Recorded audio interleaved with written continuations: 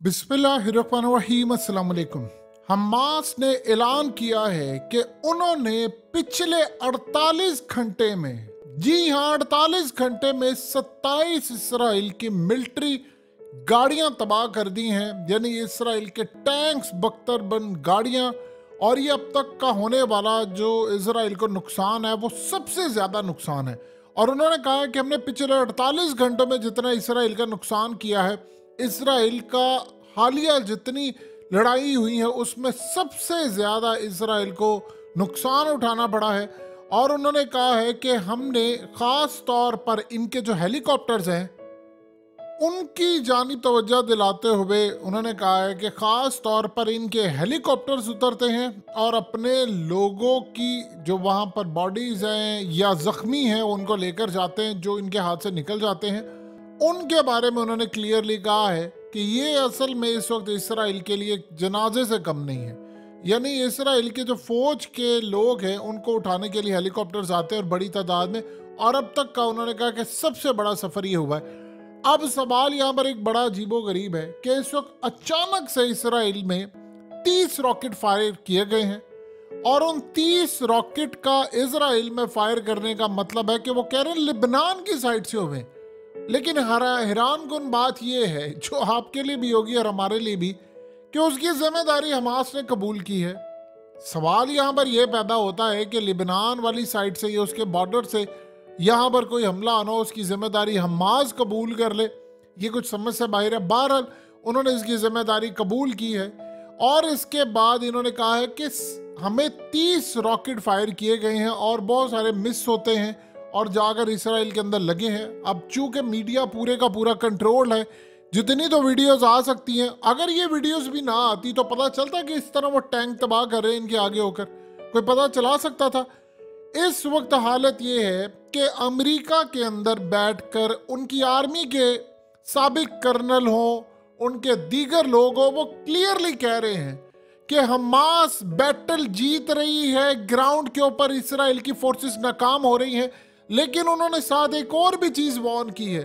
वो कह रहे हैं कि ग्रैंड प्लान तैयार किया जा रहा है और वो ग्रैंड प्लान ये होता है कि अगर इस जंग के अंदर लिबनान कूद पड़ता है तो ये जंग फिर फलस्तीनियों की नहीं रहेगी, ये फिर लिबनान की जंग बन जाएगी, हिजबुल्लाह की जंग बन जाएगी और दुनिया खास तौर पर उनका जो फोकस है वो फलस्तीन से हट जाएगा। और मीडिया के अंदर भी यही चीज़ होगी कि जंग लिबनान की बन गई है, ये हिजबुल्लाह की बन गई है और हिजबुल्लाह के साथ लिबनान के साथ साथ ईरान की भी बन गई है। तो दुनिया देखेगी कि इसराइल पूरी तरह, यानी जो बमबारी या फलाना सब कुछ कर रहा होगा, उससे तवज्जो हटकर उधर चला जाएगा और उसमें फिर अमेरिका भी कूद पड़ेगा। उन्होंने कहा कि ये एक ग्रैंड प्लान है कि इस वक्त इसराइल ग्राउंड के ऊपर हमास से शिकस्त खा रहा है और इसराइल की शिकस्त के बाद अब उनको ये समझ नहीं आ रही। नेतन्याहू ने आकर, आप सोचिए जरा, नेतन्याहू ने, कोई और बात करता तो समझ भी आती, नेतन्याहू इसराइल का प्राइम मिनिस्टर आकर कहता है किसको, गजा के लोगों को, फलस्तीनियों को कह रहा है कि ये अगर हमास से हमने छुटकारा हासिल कर लिया और हमने उनको हरा दिया तो फिर हम आपको एक ऐसा मुस्तकबिल देंगे जिसमें कोई लड़ाई नहीं होगी, जिसमें कुछ नहीं होगा, यानी वो आप वही तमाम फैसिलिटीज ले सकेंगे जो हमने अपने शहरियों को दी हुई हैं। उसने क्या दाना डाला है ये समझिए। उसने बेसिकली जो दाना डाला है वो बड़ा इंटरेस्टिंग है। उसका मतलब ये है कि देखिए हमें ग्राउंड पर इस वक्त मार पड़ रही है, उनको जीत के आसार नजर नहीं ग्राउंड पर आ रहे। वो काम ये करते हैं कि आते हैं, स्ट्राइक कर देते हैं, बिल्डिंग्स तबाह, अस्पताल तबाह। और उन्होंने कहा है कि फिर अगर आप चाहते हैं कि आपको भी इसराइल की तरह बिल्डिंग्स हो, आपकी भी फैसिलिटीज हो, सब कुछ हो, तो आप हमारे साथ ताउन करें। ताउन कुछ इस तरह से करें कि पहले तो आप निकल जाएं गजा से और आप मुखबरी करें हमारे पास आकर हमास की, हम इनको मारेंगे, आपको हम बाहर निकाल देंगे, आप उर्दन जाएं, फलाना जाएं, जहाँ भी जाना आप चले जाएं। वापस जब आएंगे आप लोग तो फिर हम आपको एक अच्छा मुस्तकबिल देंगे, यहाँ आपका पूरे का पूरा गजा तैयार करके देंगे 5-6 साल बाद। ये उसे चूरन बेचने की कोशिश की है। फलस्तीनियों के बारे में एक बात आप अच्छी तरह समझ रहे, कोई खानदान उनका ऐसा नहीं है, घर, खानदान, पूरा दोस्त यार, जहां पर शहादतें ना हुई हों। और इस वक्त करंट सूरत हाल में कोई घर गजा में ऐसा नहीं है जहां पर बच्चे ना शहीद हुए हों। अब एक बात बता दीजिए, जो डॉक्टर्स हॉस्पिटल्स में काम कर रहे हैं गजा में, उनको तो दुनिया भर में डिमांड है। डॉक्टर कोई फिजिशियन हो, कोई किसी भी तरह का एक्सपर्ट हो, न्यूरोलॉजिस्ट हो, न्यूरोसर्जन हो, या कोई आपका इंटरनल मेडिसिन वाला हो, या कोई भी हो, जितने स्पेशलिस्ट होते हैं दुनिया के अंदर, उनकी तो डिमांड हर मुल्क में होती है। ये अगर अमेरिका चले जाएं तो इनको वो वीज़ा दे दे, ये मिडिल ईस्ट चले जाएं या ऑस्ट्रेलिया चले जाएं, तो आप बताइए कि अगर गजा के अंदर डॉक्टर स्पेशलिस्ट सारे वहां पर हैं तो वो क्यों रह रहे हैं? उनको नहीं पता मौत ऊपर से आ रही है। और कितने डॉक्टर्स ऐसे हैं जिनके बच्चे वहां पर शहीद हो गए हैं। सिर्फ एक मकसद है कि हमने अपने लोगों को छोड़कर नहीं जाना, हम चले गए तो क्या होगा। उन्होंने भी फैसला कर लिया, मौत आती है। आप बताइए, क्या आपकी ये जो ऑफर्स आ रही हैं कि जी वो ऐसे कर ले, फलाना कर ले, आप हमारे साथ मिल जाए, आप ये कर ले, लोग इनको एक्सेप्ट करेंगे? इनको समझ ही नहीं आ पा रही कि ये लोगों को पागल बनाना चाह रहे हैं।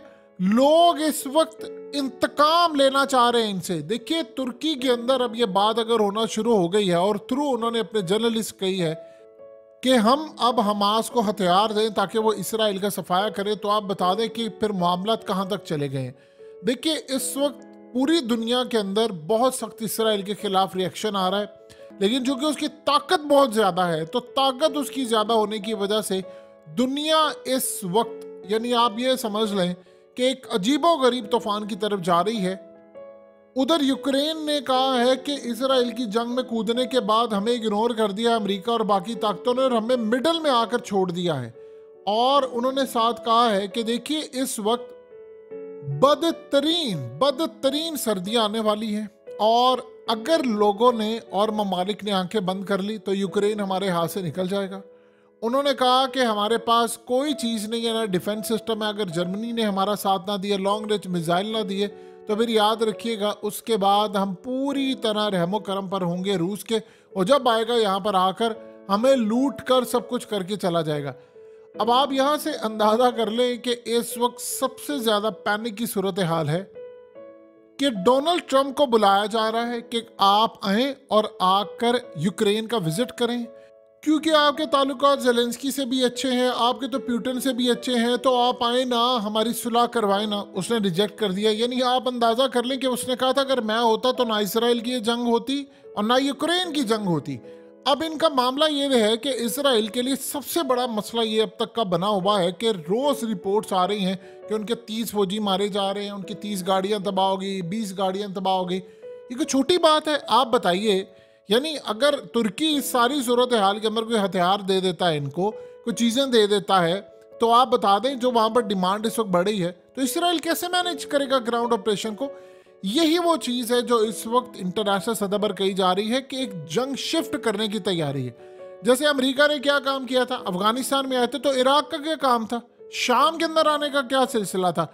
वो एक दफ़ा आए अफगानिस्तान में, फिर वो इराक में आ गए, फिर उसके बाद उनका प्लान था आगे ईरान में जाने का, फिर उसके बाद आगे करते करते करते उन्होंने कहाँ से कहा, यानी इराक का काम क्या था? वहाँ पर तो कोई सूरत हाल नहीं थी। फिर शाम के अंदर कोई सूरत हाल नहीं थी, लिबिया के अंदर कोई सूरत हाल नहीं थी, फिर उसके बाद मिस्र के हालात। यानी आपने देखा कि किस तरह दुनिया की तबाही जो होती है वो प्लान और तरतीब दी जाती है।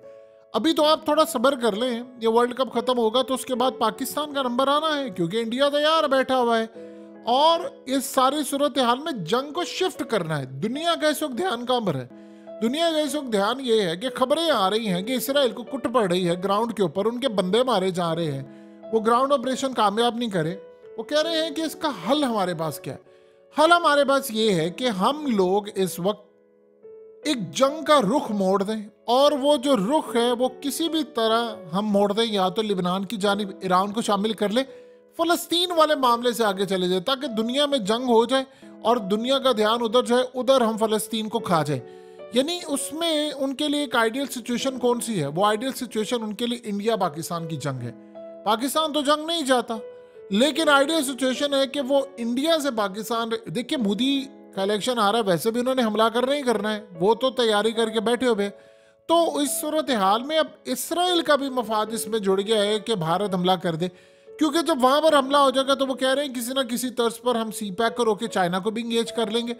और फिर उसके साथ जैसे उन्होंने काम क्या किया, आप सब जानते हो कि उन्होंने एक इंटरेस्टिंग काम किया जो कि पकड़ा गया।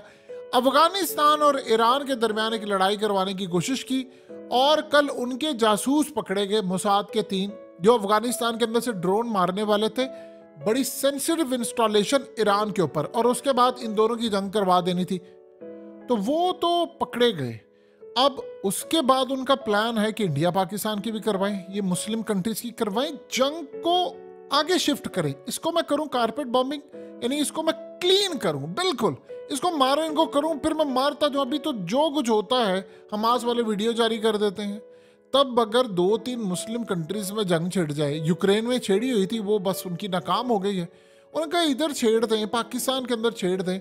याद रखिए पाकिस्तान की मदद करने के लिए किसी ने नहीं आना, बस आप अपने दिल और दिमाग में बिठा ले। और लोग अगर ये समझ रहे हैं कि अमेरिका करवाएगा, इंडिया अमेरिका से आगे चला गया। अमेरिका को अब वो घास भी नहीं डालता, ना वो कनाडा को डालता, वो आप सबने नजर के केस में देख लिया था। तो अब यहाँ पर इसराइल ये चाहेगा कि एक जंग यहाँ पर छिड़ जाए और उसमें कोई बड़ी तबाही हो और वो लंबे लेवल पर जाए। वैसे भी इंडिया को सूट करती है, मोदी को सूट करती है, और उन्होंने काम करना ही करना है। तो इस सूरत हाल के अंदर इलेक्शन भी उनका मामला आगे चले जाए। तो यहाँ जो इस वक्त कहानी शुरू हुई है वो उसको एक जंग को वहां पर शुरू कर देंगे। दूसरा उसमें एक और भी चीज आ जाएगी। तुर्की के अंदर अगर ये बातें उठ रही हैं कि हमास की हमने मदद करनी है, फलाना करना है, तो वो आवाजों को भी बिठाया जाए। वो सारी दुनिया को कहें कि जहां जहां मुसलमानों के अंदर से कोई एक जगह कोई आ सकता है कि जी कोई फोर्सेस भेजी जाए, कोई आवाज उठी जाए, हम उन मुस्लिम ममालिक को तो कम से कम इंगेज करते रहे, साथ साथ वो किसी भी तर्ज पर करते रहे, उनको आपस में यानी अफगानिस्तान में आवाजें उठ रही हैं, ईरान में आवाजें उठ रही हैं, उन दोनों को आपस में वो लड़वा रहे थे और वो मोसाद के एजेंट पकड़े गए। अब उसकी तहकीक हो रही है, उसका सारा काम हो रहा है। उसमें आप देख लें कि मुल्ला बरादर वहां पर पहुंचे भी और उन्होंने वहां पर जाकर बातचीत भी की। ये तो सारी सूरत हाल बड़ी कमाल थी कि जंग से उन्होंने अपने आप को बचा लिया। लेकिन अगले लेवल पर जाकर वो क्या करेंगे, ग्राउंड पर देखें हमास। अब मिसाल के तौर पर हुआ क्या है, इस्राइल की फोर्सेस ऑपरेशन कर रही थी तो उनको ये चीजें मिली हैं, यानी एक टंकी थी पानी की, उसके अंदर गजा के अंदर ये गए एक जगह पर, उन्होंने कहा जी देखिए हमने हमास की ये चीजें पकड़ ली, यहाँ से वो रॉकेट मारते थे और फलाना और ये कुछ चीजें पकड़ ली, और उनको एक सिस्टम मिल गया मिसाइल सिस्टम के मारते थे। अब आप अगर गौर से देखें तो ये पाइप है। अब आप सोचिए जरा, एक दो देखिए लड़ाई के अंदर ऐसा नहीं होता कि 100% आप ही की जीत है। जाहिर सी बात है हमास के भी लोग मारे जा रहे हैं, इजराइल के मारे जा रहे हैं, तो उनकी बड़ी तादाद में। मसला ये है नुकसान ज्यादा इसराइल का हो रहा है, लेकिन फिर इसराइल उसका बदला लेता है आम सिविलियन से। हमास के लोगों से लड़ाई होती है, उसका वो इतना नुकसान कर नहीं पाते, तो वो बदले में मोमेंटम शिफ्ट करने के लिए और अपने जो लोग हैं उनका जो मोटिवेशन लेवल है उसको बढ़ाने के लिए वो एक बिल्डिंग पर हमला करते हैं। वहां से पता चलता है 1000 बंदा मारा गया, 500 मारा गया, फलाना हो गया। ये तो सूरत हाल इस वक्त चल रही है, वो इनके भी कंट्रोल से बाहर हो गई है, इनकी कैपेसिटी से भी बाहर हो गई है। और ये बार बार दुनिया को यही बता रहे हैं कि देखिए हमारे पास कैपेसिटी थी, हमारे पास चीज़ें थी, हमने मैनेज कर लिया, फलाना कर लिया, ये कर लिया, लेकिन ग्राउंड पर उनसे कुछ नहीं हो रहा।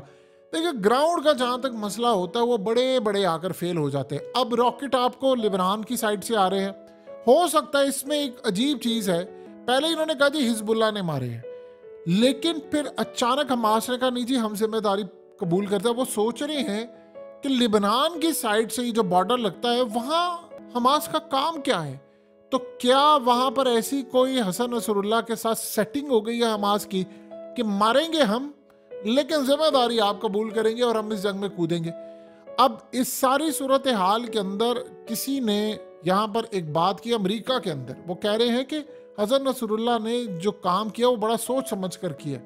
वो काम इस तरह किया कि प्लान ये है कि फ़लस्तीन की जंग को मुसलमानों तक ले जाया जाए ताकि उसमें किसी तरह हिजबुल्लाह कूद पड़े। वो कह रहे हैं, कहते वो ओपनली तो ऐलान इसराइली कर रहे हैं कि ना कूदे, लेकिन वो बीच में से चाह रहे हैं कि कूद पड़े किसी तरह ताकि अमेरिका और बाकी ममालिक को हम इधर शिफ्ट कर दे और फ़लस्तीन वाले मामले को मैं देखूं, क्योंकि यहाँ पर हमें ग्राउंड पर बहुत ज़्यादा मार पड़ी। अभी तो हम कुछ तबाही कर देते हैं, पकड़ तो अभी भी हमें कोई नहीं रहा, लेकिन फिर भी दुनिया में आवाज़ उठती है कि नहीं इसराइल को रोको रोको। तो इस तरह हमें कोई रोक नहीं पाएगा। हम पूरी तरह मस्जिद अक्सा को भी उस जंग के, यानी दुनिया के अंदर 2-3 जगह पर जंगें छिड़ी हो, पाकिस्तान इंडिया की छिड़ी हो, ईरान की छिड़ी हो, अफगानिस्तान की छेड़ दें, लिबनान की छेड़ दें, इराक के अंदर कुछ कर दें, इस तरह से कोई जंग छेड़ दे, अमेरिका उसमें कूद पड़े, बड़े ममालिक कूद पड़े, नेटो नूटो कूद पड़े, तो ये सारे अगर कूद पड़े तो मैं मस्जिद अक्सा के ऊपर कब्जा कर लूँ। मैं अगर गजा पर कर लूँ, फलस्तीन पर कर लूँ, तो फिर उसका इम्पैक्ट तो न्यूज़ नहीं आएगी। अभी तो सारा फोकस मेरे ऊपर है। ये सारे मामला भी चल रहे हैं।